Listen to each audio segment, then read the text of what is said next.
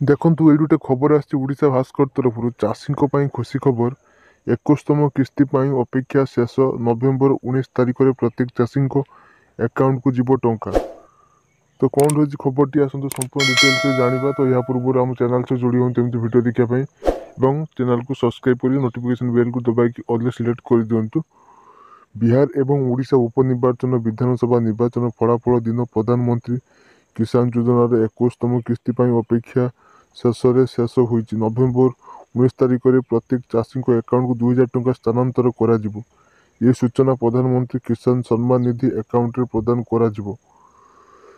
November 14 ତାରିଖ ସକାଳ ସରକାର ଏକ୍ସରେ ଏହା ଘୋଷଣା କରିଛନ୍ତି। ଚାଷୀମାନେ ଏହି କିସ୍ତି ପାଇଁ କିଛି ମାସ ଧରି ଅପେକ୍ଷା କରିଥିଲେ। ବର୍ତ୍ତମାନ ସେମାନଙ୍କର ଅପେକ୍ଷା ନଭେମ୍ବର 19 ତାରିଖରେ ଶେଷ ହେବାକୁ ଯାଉଛି। କାରଣ ସରକାର ଏହା ଘୋଷଣା କରିଛନ୍ତି, ତଥାପି କିସ୍ତି ସ୍ଥାନାନ୍ତର ବିଷୟରେ ସୂଚନା ପ୍ରଦାନ କରିବା ସହିତ ସରକାର ଆଉ ଏକ ସୂଚନା ମଧ୍ୟ ପ୍ରଦାନ କରିଛନ୍ତି।